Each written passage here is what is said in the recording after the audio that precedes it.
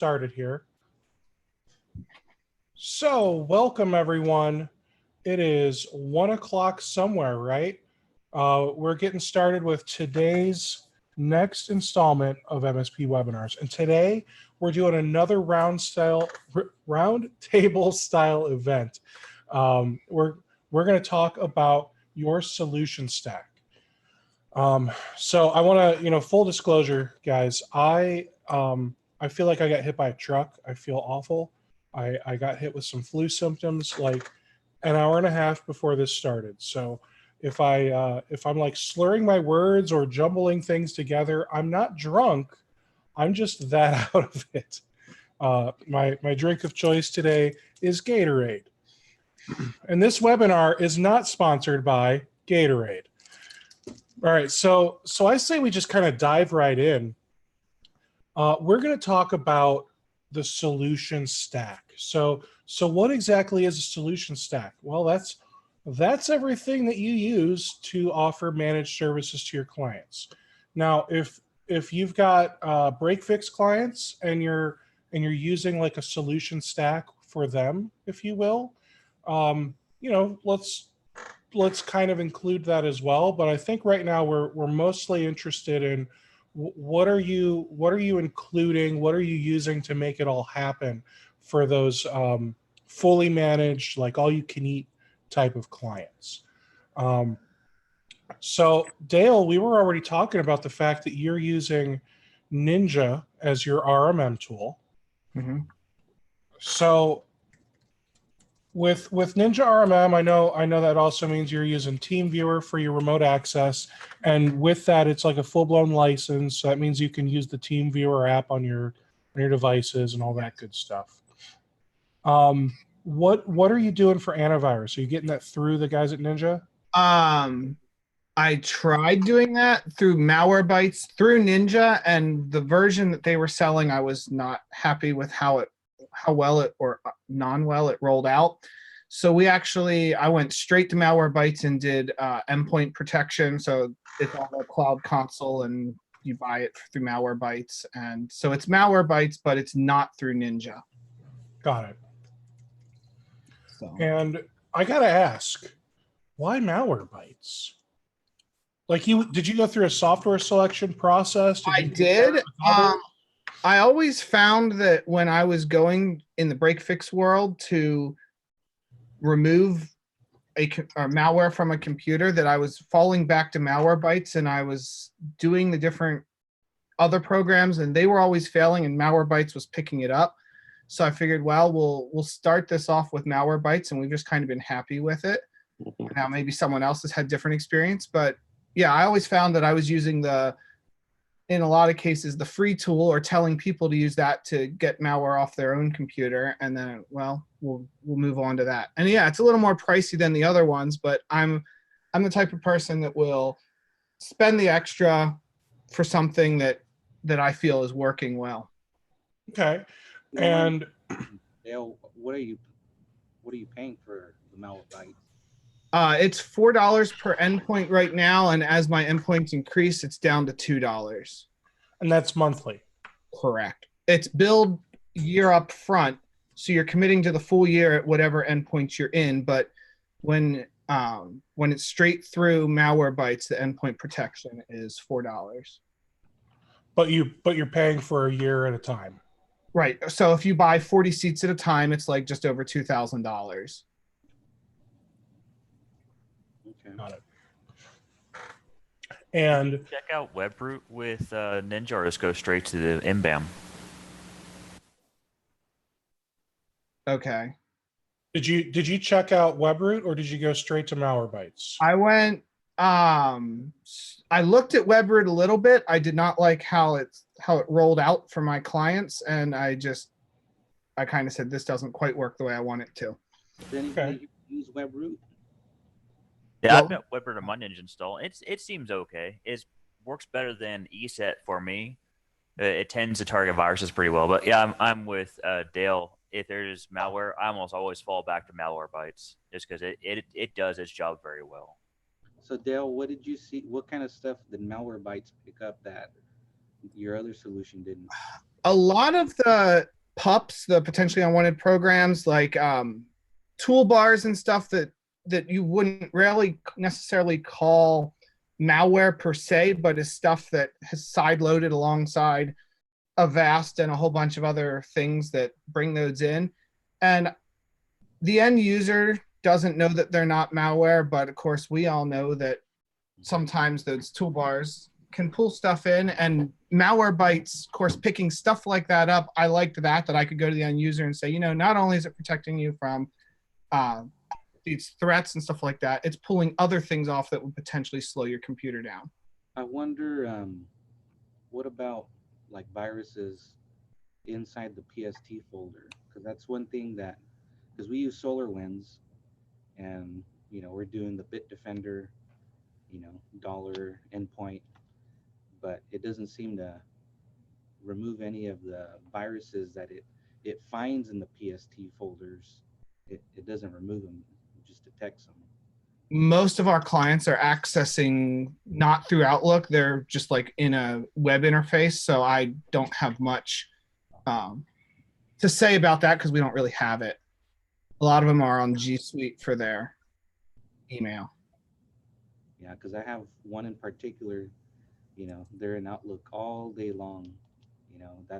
They got like 20 plus users in Outlook, and so that's going to change. But in the meanwhile, they got all these viruses that Bitdefender is seeing in their PST files. I'm wondering, maybe Malwarebytes will pick that up and pull them out. Yeah, like I said, I haven't had much experience with it finding stuff. Maybe I should try that. Maybe I should send a couple in a test environment and see. Spin up a couple of VMs. My experience in a break fix environment is that Malwarebytes does not do a deep scan within the PST file. Mm-hmm. But it is obviously a decent program for removing those toolbars and other unwanted programs. I use a different AV as part of my stack. We're a Sophos shop, so I do. I'm on the Sophos parade, and I just love the new Intercept X. And I have a demo tomorrow with my rep on the new EDR functionality that they've introduced.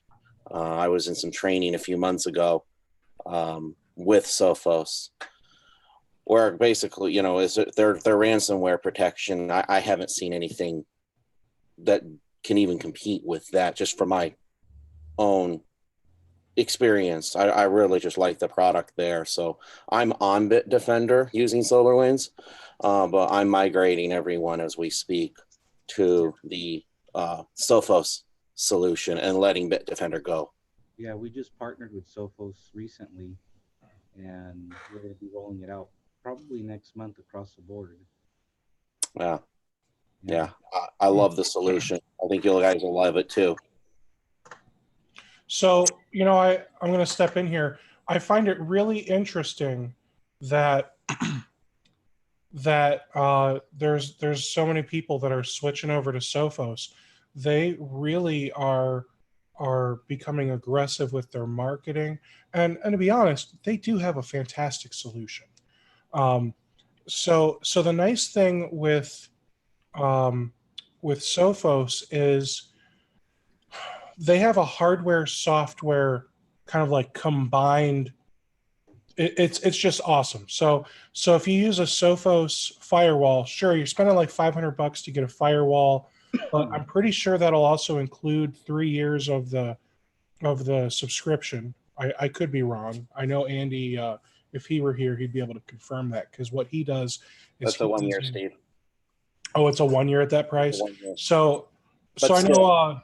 Yeah, I know Andy. Like, he'll buy it with the 3 year, and then he was saying what he does is, he buys it right when he signs a new agreement with a client. He signs 3 year agreements. He gets the 3 year subscription on the firewall, and all is right with the world. So, and the nice thing with the Sophos is the hardware firewall will almost like integrate with the Intercept X product. So if Intercept X detects some nasty stuff happening on the computer, it works together with the firewall to make sure that that device is not going to do anything it really shouldn't be doing right now. It locks it down. It isolates the device entirely.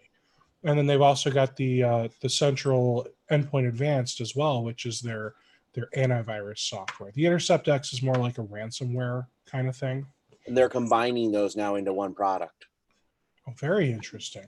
So that's I can't wait to see that. And I don't know all the details. That's what my demo tomorrow is actually going to start answering. But yeah, they're actually taking that endpoint protection and the Intercept X, and I think they're working on combining some SKUs. If I understand it completely, correctly. I've been with Sophos for a little over 10 years. So I used to only use their firewall solution. I came to Sophos when they bought Astaro. Okay. What products do you have from them? From an MSP point of view, I only have the Intercept X an EDR solution from an MSP, but I have deployed their SG firewalls, their XG firewalls, which really integrates with the Intercept X endpoint protection. I've been using their firewalls for 10 years in some way, shape, or form. They're rolling out sometime in either late Q1 or Q2, more of a hardware as a service. I haven't been able to get myself very well into providing hardware as part of my stack, like how Shiva and Andy sometimes do. I just haven't made that part of my offering. I have myself convinced it's due to a price objection. So I'll just phrase it that way. But so I haven't actually started to integrate it. But I think one thing that they're going to start doing is you can do the XG licenses as monthly, and you can pay for them monthly. Mm-hmm. And they're going to start doing that for their hardware, so you can actually get the hardware. Oh, that's cool. They're working on rolling that out with some of those with their products come end of Q1, starting of Q2 of this year, is what I heard from my rep. That's really cool. I'm really excited to hear about that, because that'll make it easier for the IT companies that want it to be more of an operating expense than a capital expense. Yeah. And it's hard to get them to write a $5,000 check for everything they need. So sometimes that's what I run into, especially in the, I do a lot of small time independent doctors. Okay. So I can sell them on security, but then it always comes down to, well, who's going to write that check? When you're the one-man chiropractor office, their budget looks a lot different than some other companies that are out there. Well, I will say this: I'm working on putting together some stuff to talk about sales.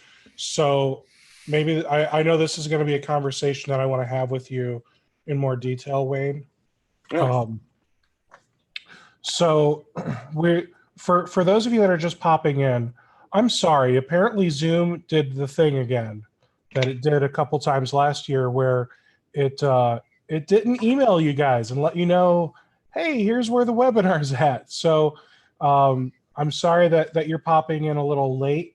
We did start talking with Dale and John Miller about their stacks, and we're just we're having a nice conversation about we're still just at the surface here, just talking about the security stuff. So this is good stuff. Dale, have we convinced you to switch off of Malwarebytes endpoint protection yet? Not entirely. Partially because it just renewed, so I'm sort of in for another bunch of months. Fair enough. Give me we got 44 more minutes. We'll work on it still. Okay. All right, so let's talk about some of the other things, Dale, that's in your stack. So we know you got Ninja, TeamViewer, Malwarebytes, endpoint protection. Are you including any like Microsoft 365 or Office 365? Very limited. Still, since we're still in the phases of trying to get some people that are moving into this model, some are in Google, some are in Office 365, and I'm trying to standardize that. But a lot of it's still just getting people into the stack. 365 is where we're going, but I can't say that it's rolled out enough for me to say whether I've had problems or not with it. Yeah, different points for different Microsoft products, or is it just your one standard that you offer for anybody who wants to get in? You have different tiers, pricing tiers, and what they offer.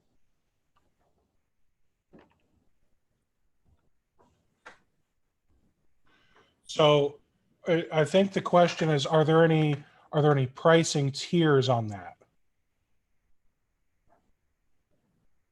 Or for mine, no, it's just your straight, this is what we have, and if you want it beyond that, then we talk to you separately. So you offer it as an add-on to your main stack? Correct, because it doesn't fit with, like, I have a hard time going to people that are in G Suite and sort of like that and saying, just because you want to keep dealing with me, you need to be on Office 365. So it's an add-on. It's not built in as a you must have this. Yeah, I wonder everyone else's pricing stack. You know, are these things like add-ons, or do they have different tiers where, you know, as you go up in the tier, you know, you get Office 365 in that? I have it. I'll go ahead and start. I have a tendency to leave Office 365 as a potential add-on based on what the customer does.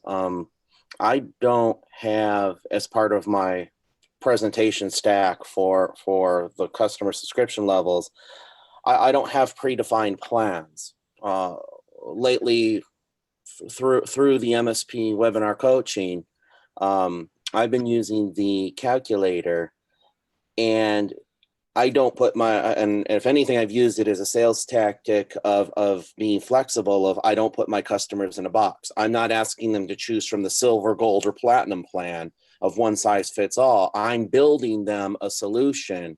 I do a no charge walkthrough. I see what they need, and then I use the pricing calculator.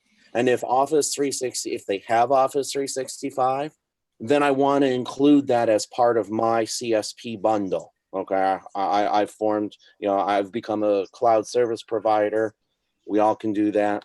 And then I put them as part of that monthly under my umbrella if they have it. And if they don't have it, then, and they don't need it, then I don't bring it up. If they're on another solution like G Suite, then by all means, they can have that.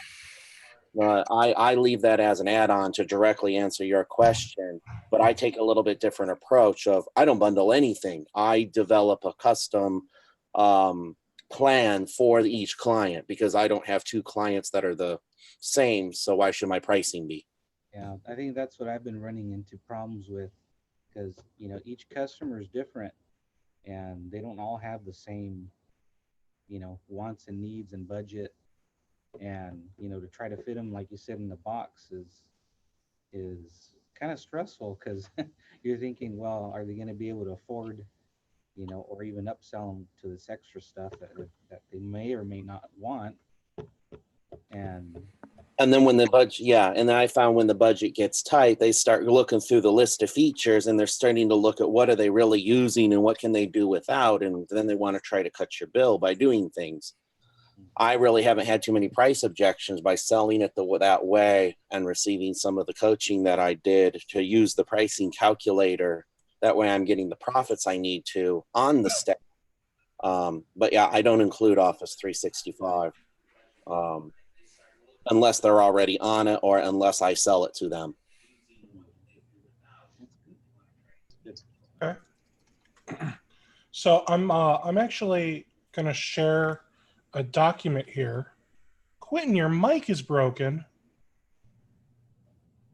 Who wants to get Quentin a new microphone? Me either. All right. So, and Quentin, I think several of us have agreed. If you were just using a Mac, this wouldn't be a problem. My Mac worked. Yeah. So who's on a Mac right now? Raise your hand. Oh, wow.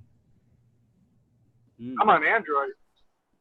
Oh, wow. Well, Errol, that's because I don't think for the last like 6 months of webinars, Errol has never not been in his car. I'm not sure if that's where he works out of or if he lives in it too, but Must be comfortable with those panoramic roofs. it seems it. I mean, nice leather seats. It's got a. It's even got a Okay, you're in box seat trouble and all now. stuff. Oh no. He got the roofs just to add more light for his video. Oh shit. Oh goodness. It's too funny. So So I have a question for you guys, if you don't mind. For you guys that speak so proudly about how dynamic your service plans are and how much length and time and dedication and devotion and all these things you go through to calculate and come up with the perfect plan based on all these metrics.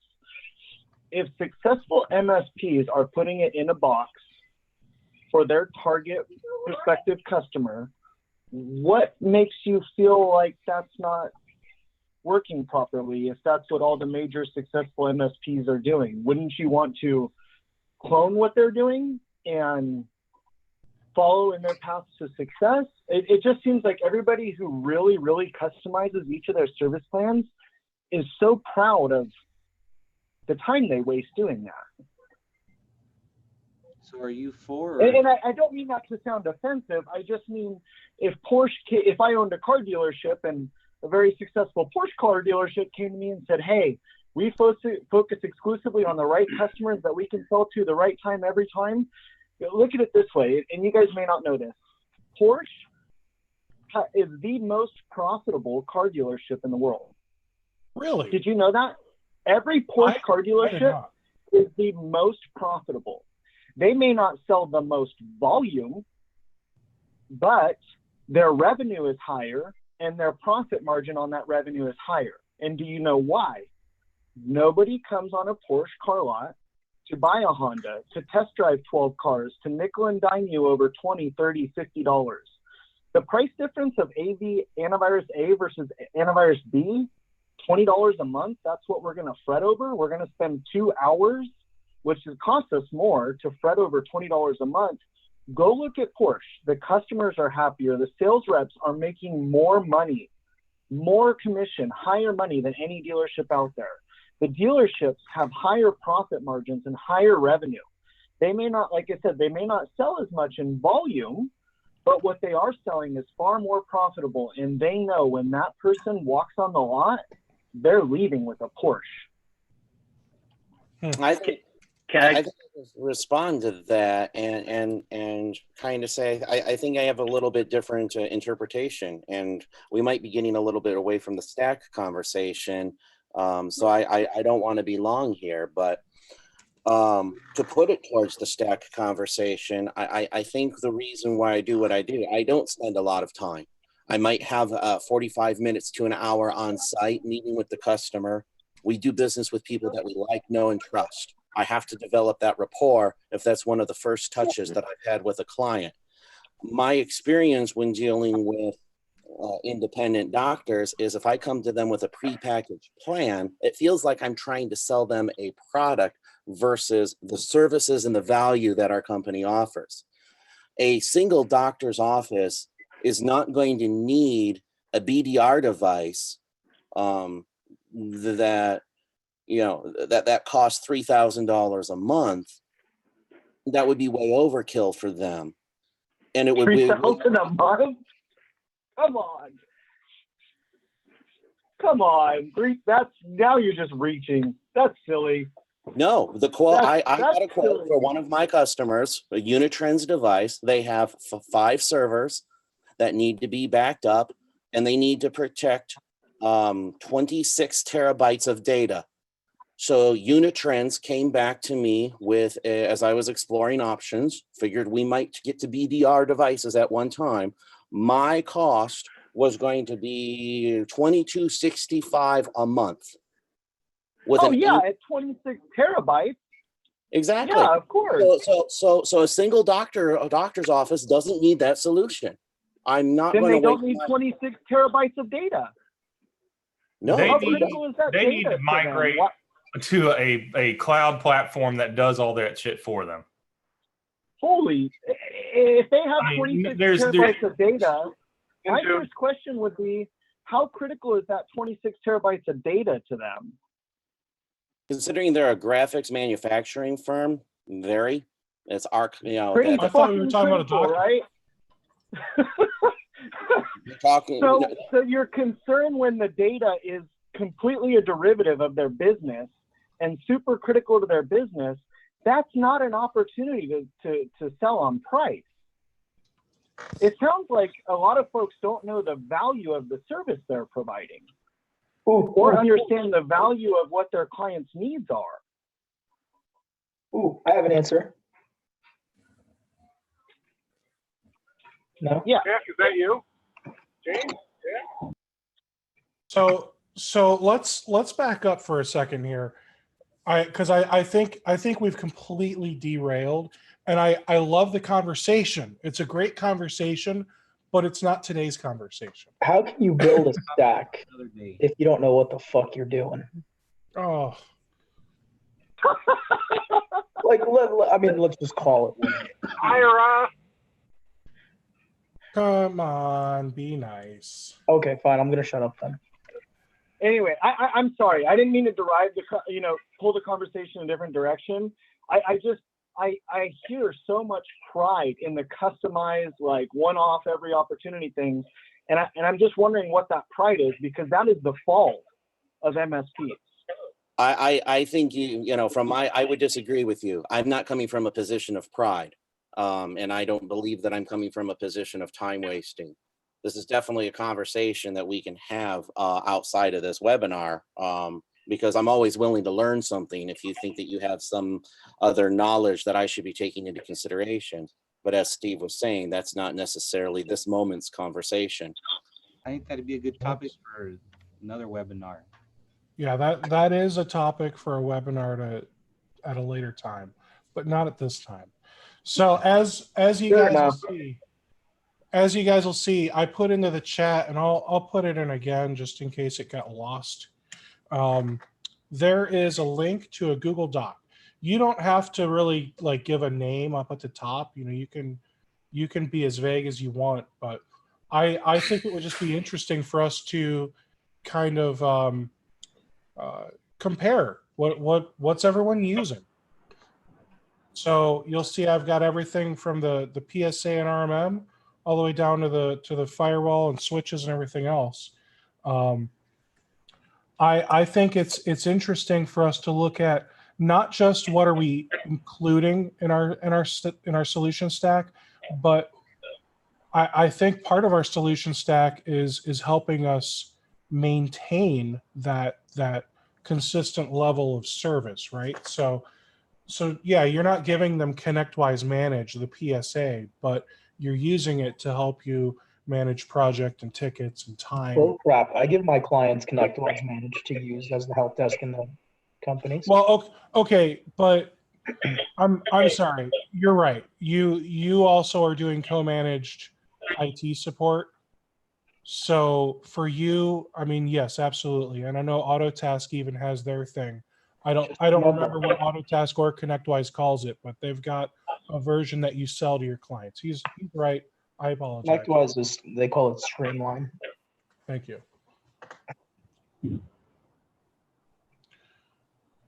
So it's interesting to see this thing get filled out.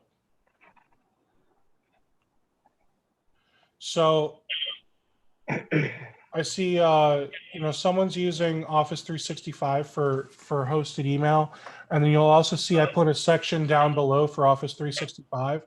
If there's like a license type that you're typically including, or if it's like I usually do business premium unless they have certain requirements, then I'll do E3, that kind of thing. Feel free to just do a biz premium / E3, whatever.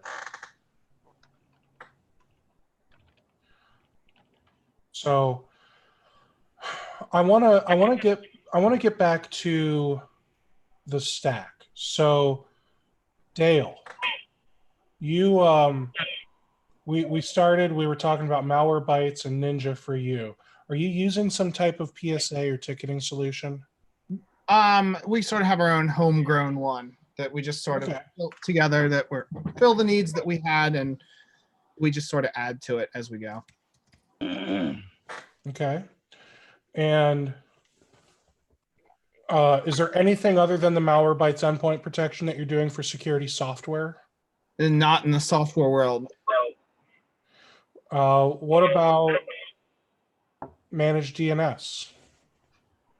Are you doing like Cisco Umbrella or DNS filter? We're not. We're just we just tie it into whoever their ISP is. Oh, so you're not doing any web filtering? Correct. Backups? Synology comes out to us, and then it goes up to Amazon Glacier. So we have a Synology NAS. And so Synology Cloud Drive is the software. Yep.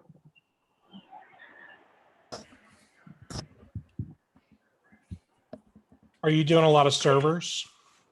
Not too much. As much as most MSPs, and some people will probably tell me I shouldn't do this, most of them say like we want a minimum of 10 computers or higher.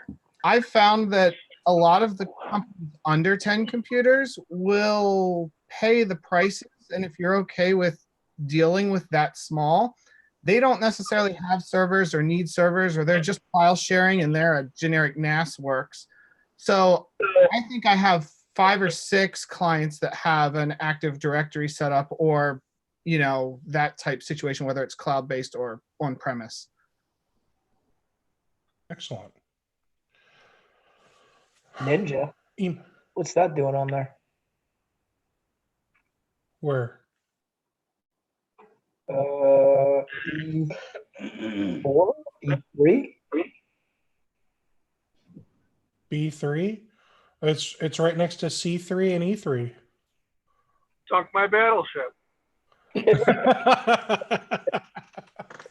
All right, Dale. Are you doing any hosted email stuff?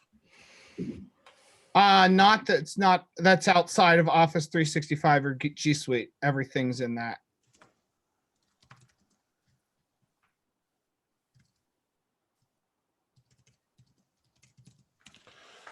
Okay. You doing any anti-spam? Barracuda. The whatever they call it this week, cloud, whatever, where it's hosted by them and then it forwards to your system. Cool. How's that working out? I haven't had too many problems with it. Might want to price shift it against Mimecast. I actually just recently looked at Barracuda for ourselves, and Mimecast beat them by not a fair margin, but enough to be significant. Okay. Does Sophos offer something that's similar to that? I don't know if anyone's Who? used Sophos. Sophos. Yeah, Sophos has email, Sophos Central Email. Yeah, I thought so. What did it used to be called? They bought someone out. Sophos Central Email. It's a brand new product. They bought Reflection. He's talking about Reflection. Reflection is going to die. Yeah, they bought Reflection, so but it's 2 entirely different platforms. I did not know that. Okay. Yeah. Yeah, I mean, they brought over some of the technology. At the time, when Reflection was in its heyday, it was like, it was the top of the top at the time. But this was like 6 years ago, and then it just became a value product because at 59 cents a mailbox, how could you, if you're just looking to check a box, 59 cents was great, And so they brought over some of the technology because it did have good heuristics and behavioral scanning and stuff like that.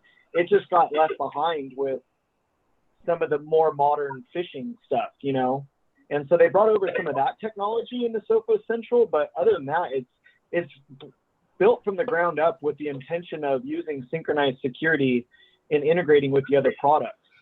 One of the cool things they have is they actually have like an infected mailbox detection. And between Sophos email and Sophos endpoint, they can track down a mailbox that's been, basically hijacked and block all activity on it. And I think that's pretty cool. I don't see anybody else doing that. Do you have? And then they can see where it originated from too. So it's a little premature compared to some of the other features, but you're seeing updates to it monthly. And I think if you get on the platform, especially as they start integrating it with the remainder of the suite, it'll really kind of blow it away. The big thing with Sophos is you benefit from Sophos by using the whole stack, not really by piecemealing parts,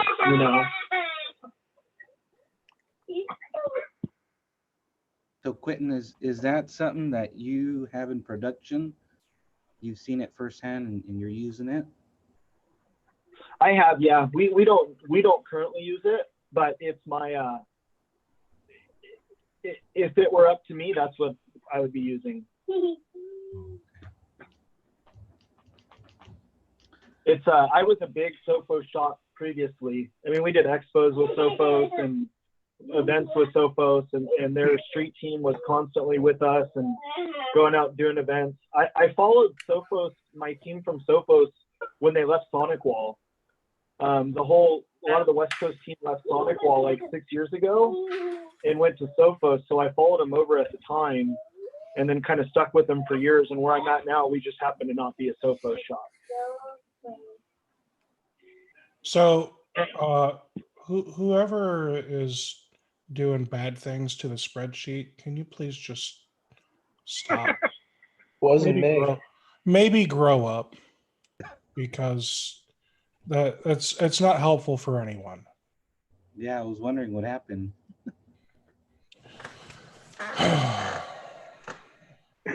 Sorry, I thought we were all adults here.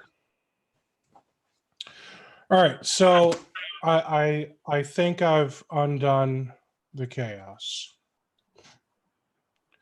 All right, so is there anything I have not added to this list that you guys think needs to be in this list? Is Intune on there? You're probably including it with Microsoft 365, so technically it can be on there. Yay. Okay. What do you mean by security ops? Security Operations Center, like Vigilant. Like, are you doing like an outsourced SOC?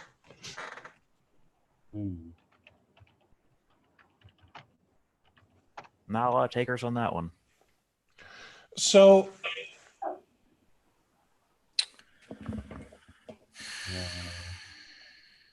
Dude, is there a way? If you are looking at stocks, Vigilant's really. This is why we can't have nice things. this is why we can't have nice things. Who is that? Vigilant is key. I would really look at Vigilant if you're looking into that. A lot of people don't know what's out there. IT by Design has a SOC also. And there's Arctic Wolf is a good one too. And then there's another one that's pretty popular, Black Strata by Vera. Who are they? Vera. I'd have to look it up.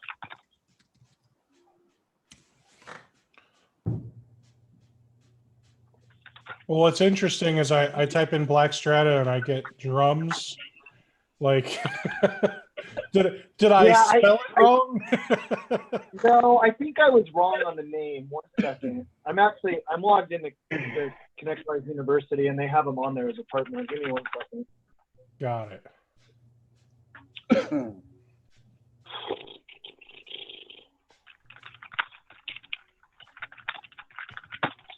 Black Stratus? Give me 1 sec.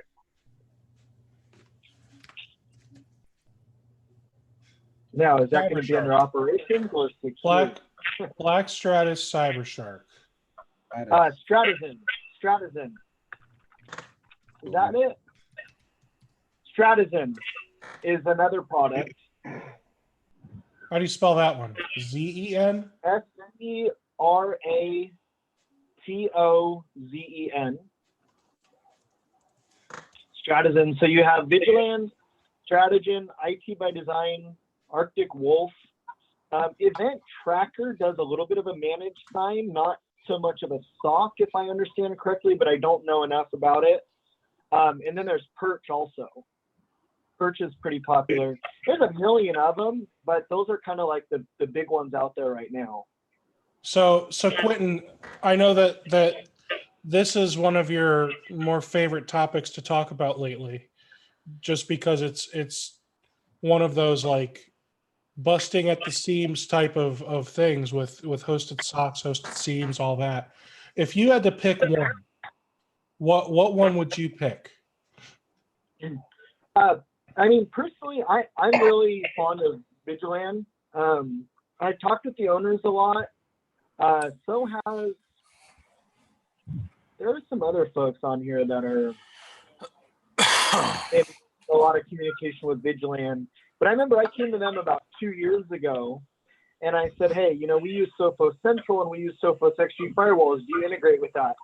And they said, no, but we will. Can you work with us to make it happen? I said, yep. And they were like, okay, cool. And so that was really like groundbreaking, they're based out of Florida. They have a background in this industry. And you can talk to the owner. I mean, it's really like their goal is what our goal should be with our customers is being a partner, And so that's how they carry themselves, is as a partner. If you need something written, if you need something changed, if you need some kind of ingester of data or something to parse data to get out the monitoring that you're wanting to achieve from it, they're willing to work with you on making that happen. So even though it's a packaged solution, they are open to conversation and tweaking. I think as far from an operational maturity standpoint, Arctic Wolf are kind of they're like super operationally mature as a product. It's been a few years since I looked at them, but I think Vigilant, for kind of checking all the boxes and being easy to work with, Vigilant is really, I think Kevin's the owner. They're a really easy team to work with.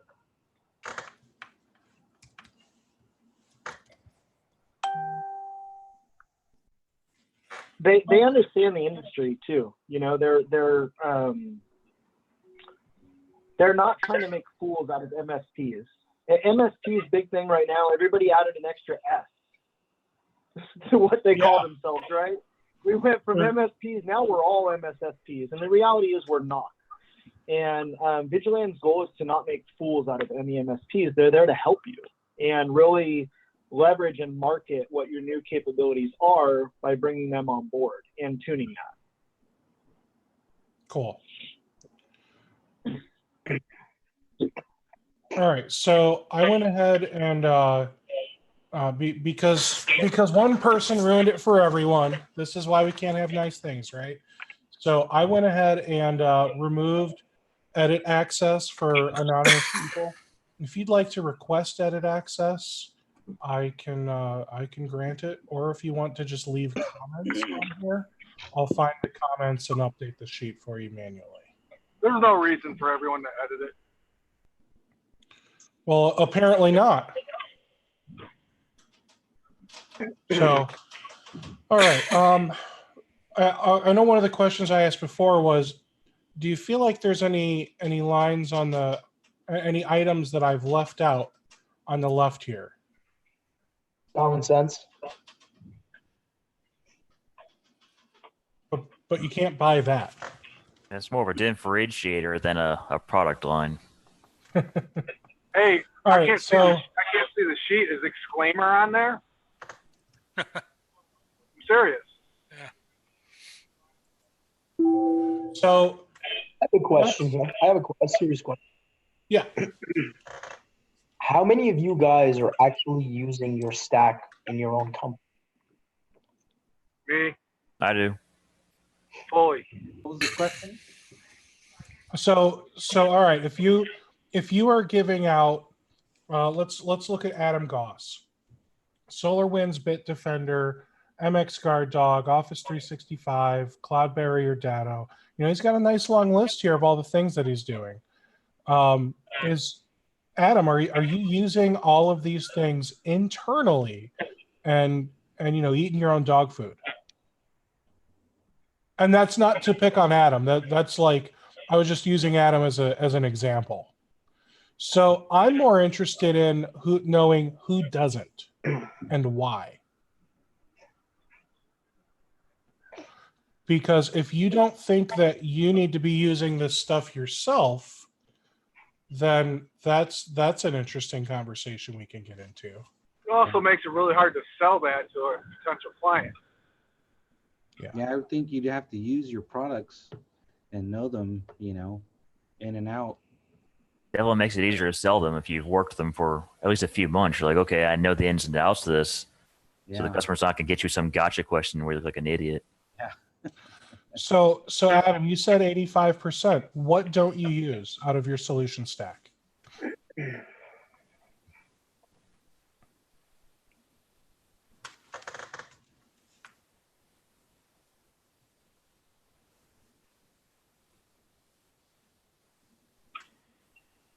Maybe another question is if you use multiple products for the same.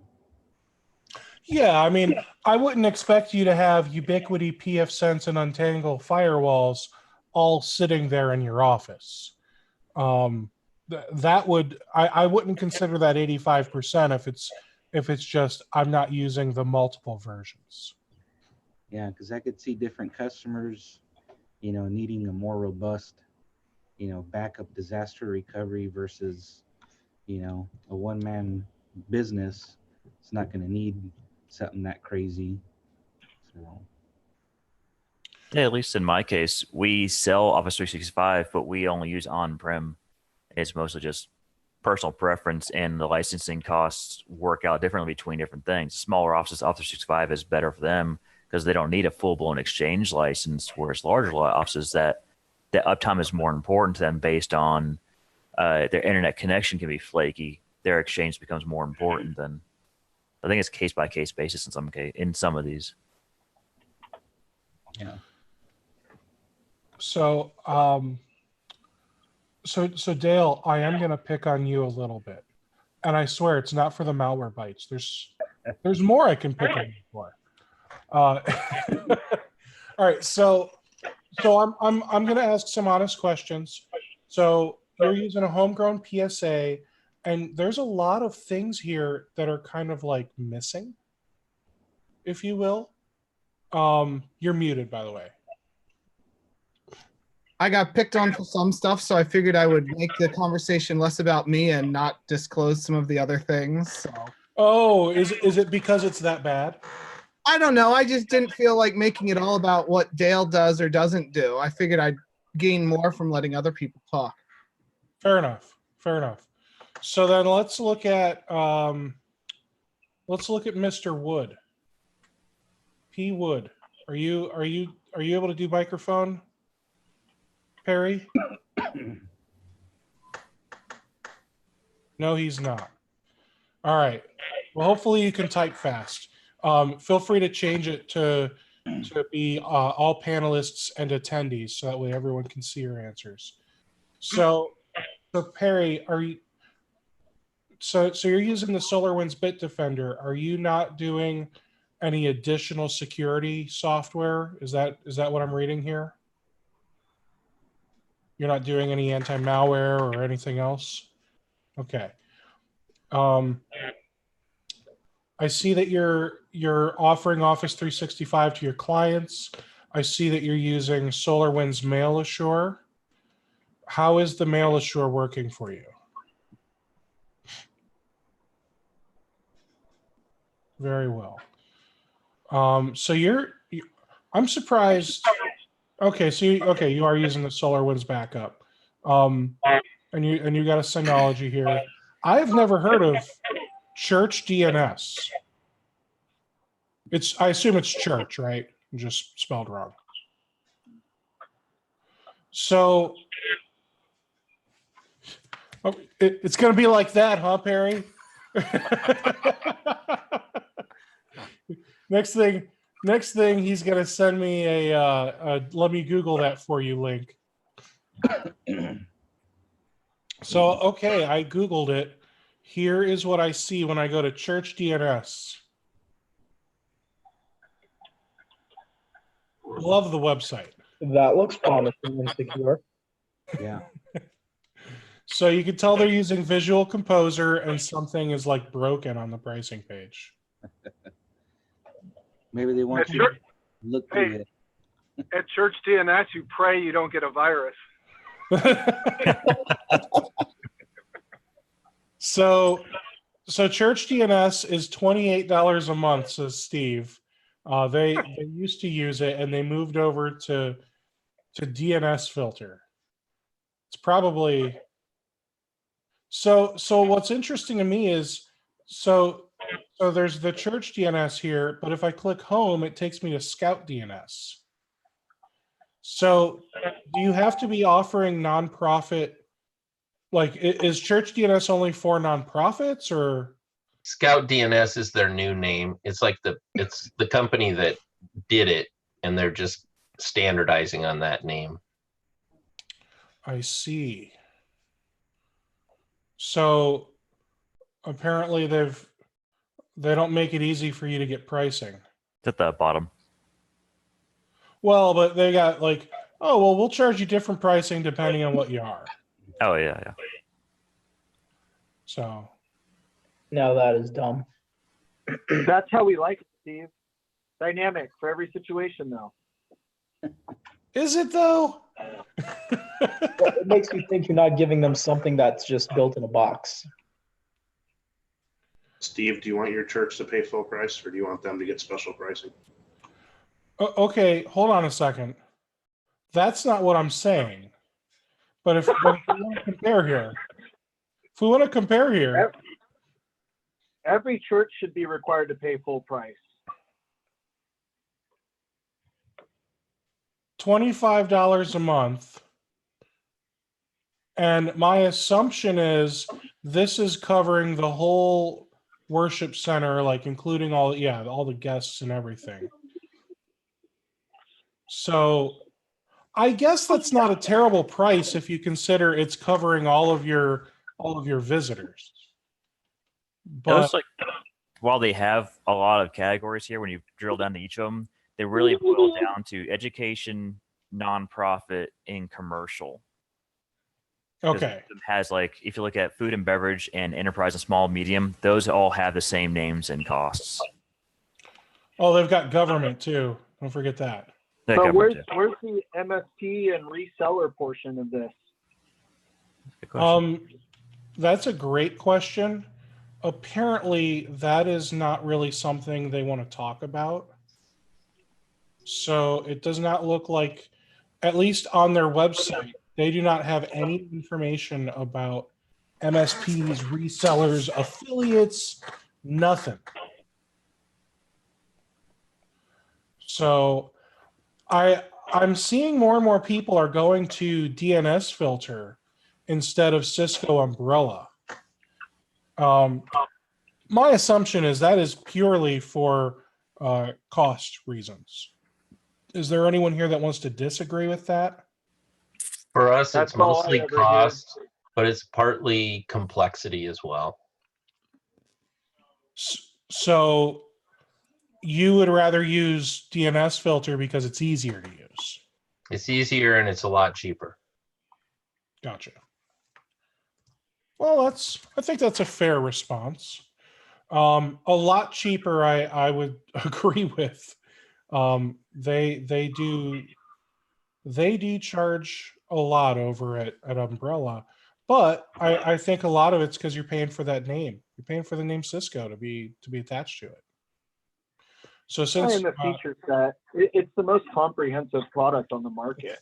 That is true. You're paying for the features. You're paying for and I don't the even think features DNS that it has that the others don't. I don't even think DNS Filter has their agent yet. Yes, they do. Oh, they do finally have because when I spoke with them, They've been an agent for a long time. Well, when I spoke with them, they said they didn't have an agent. There's been an agent for a long time. Not Mac, only Windows. Oh, maybe that was the problem. I'm a That's Mac user. All right. So speaking of DNS Filter, though, shameless plug for them. They're coming on Thursday to the 14th of February.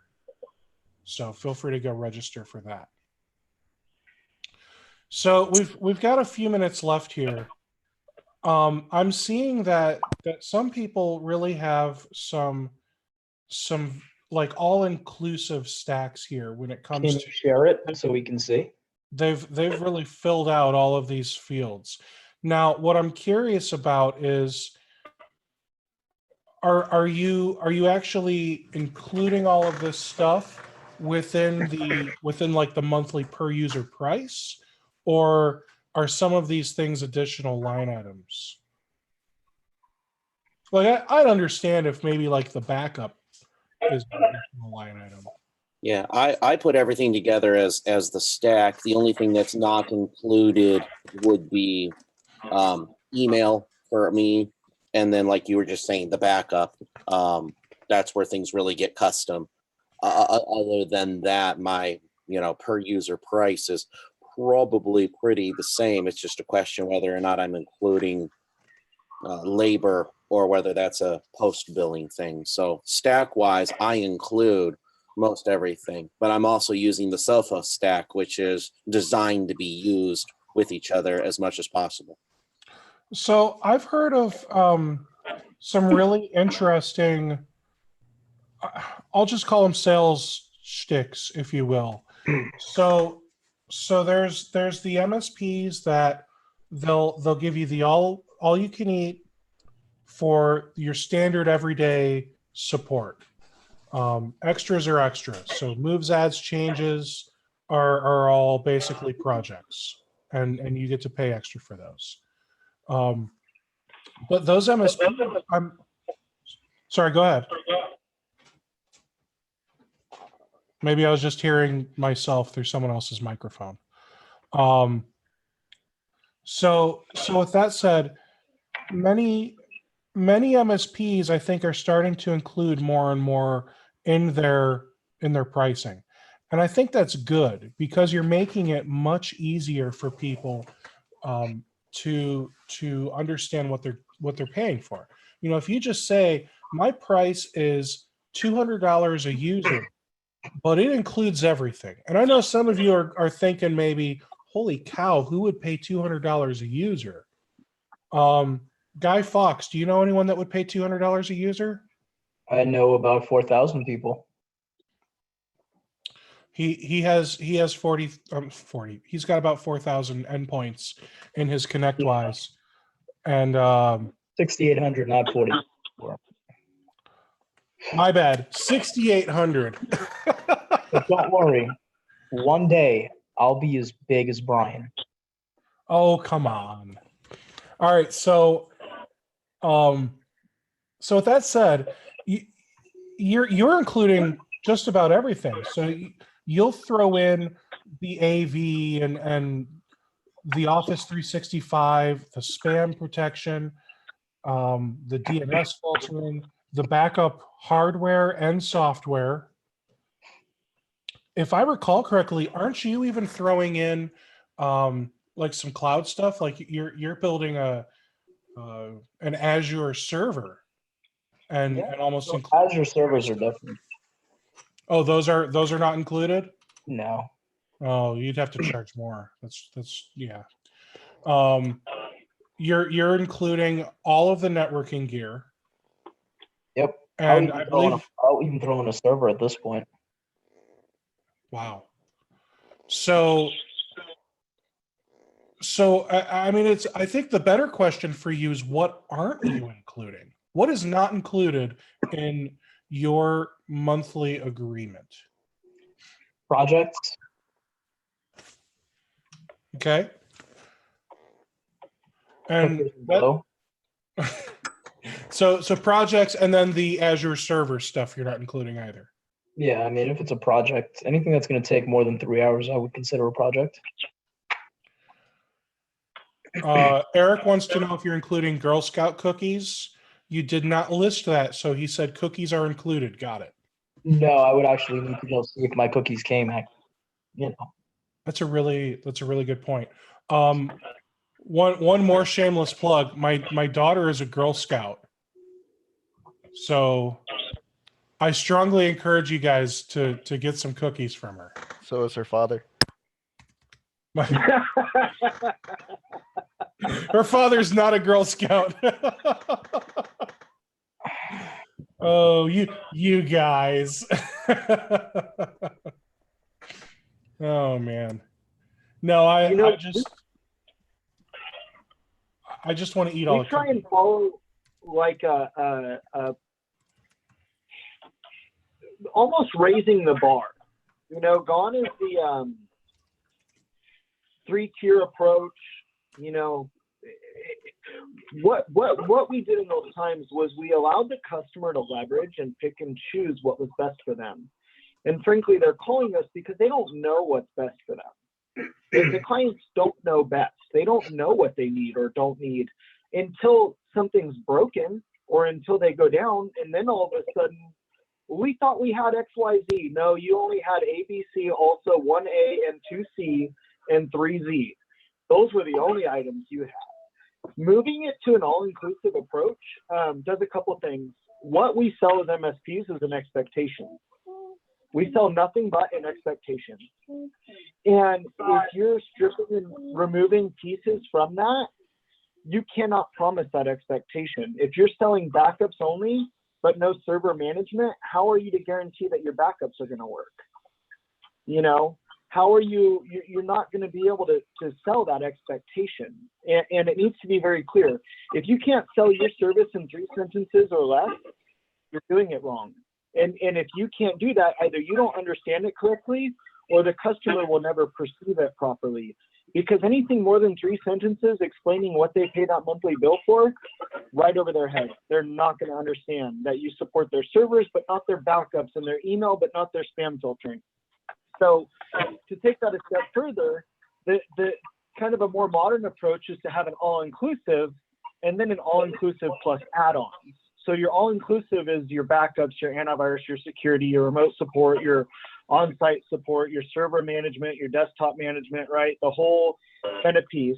And then offer VoIP and stuff as add-ons.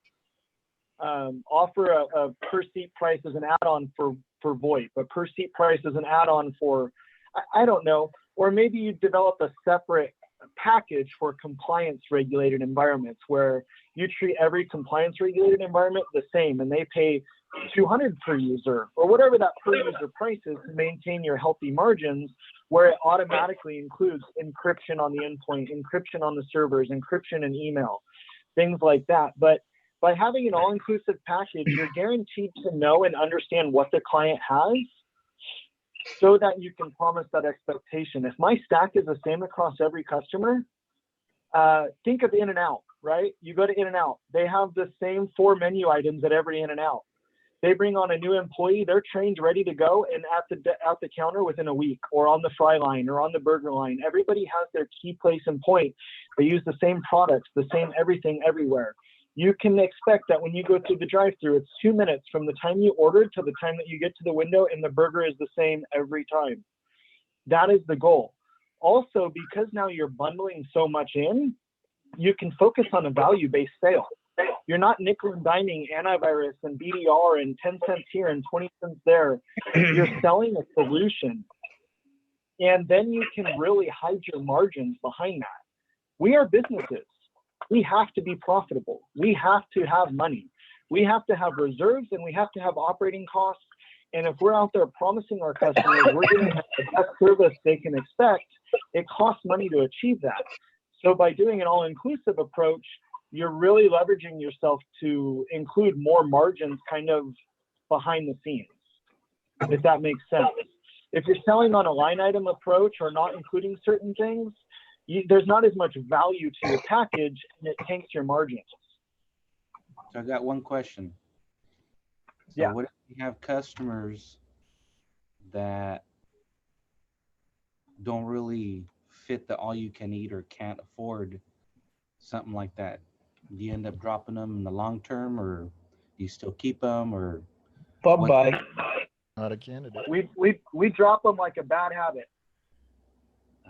Yep, got to do it. It's about what ultimately, by doing what's best for you, you're really doing what's best for the customer.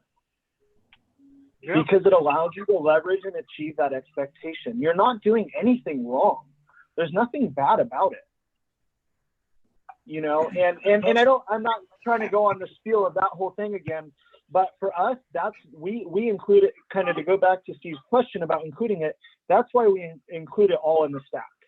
And then we can fluidly change products, right? We can shift between Bitdefender and Sophos and stuff as we please, because it's all included. As long as we protect our margins, we can fluidly switch back and forth between products or move to a new product or whatever it might be. And so we include all of it and then treat other stuff as add-on. Treat your VoIP as an add-on, maybe encryption as an add-on, things like that. But if you include your core package as a bundled item, it's so much easier. Again, trying to keep that sensitive to the question Steve asked without, I talk a lot. So trying to keep that exclusive to Steve's question, we bundle for those reasons. It's all inclusive. It's all inclusive or nothing. Your add-ons really need to be tangible items they can see, like VoIP. You know, that's a whole nother separate thing. You know, you do, the monitoring of the space of your hard drive was not included. You can't be doing that. You know, and maybe you do a higher package. You know, maybe you do a higher package where it is included. You know, you have your managed services. We don't have packages. We have managed services, right? That's one package. But maybe then you do like a managed service plus, where you are doing a tiered model, but your minimum is still the all-inclusive. So you do a managed services plus that includes voice and includes encryption and includes these other things automatically. So you're almost doing the same, but you're still guaranteeing that your minimum is always all-inclusive. Does that make sense? So you can still go back to the tiered approach, but your minimum is still all-inclusive. One big thing too that we're actually going to try and push for this year, and it's going to drastically reduce our prospective customers, which is fine. You know, we don't want 10,000 prospects. We want 2,000 of the right prospects.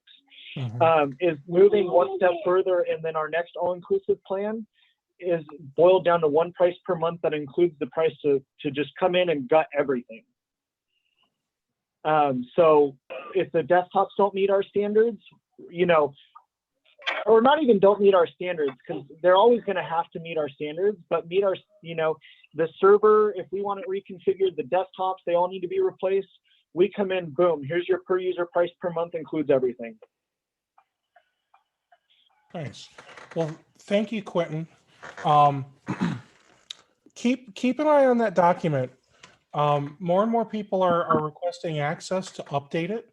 So feel free to request access to you know, add your own stack items, and keep an eye out to see what everyone else is using, because I just find it so interesting to see what everyone's using, and there are some things that it's like the same across the board. Like, yeah, we're all including Office 365, but it's really, it gets neat when you start seeing, well, we're using this firewall and this person's using that other firewall and that other, so it's just neat to me. That's all. So, what was that, Earl? Okay.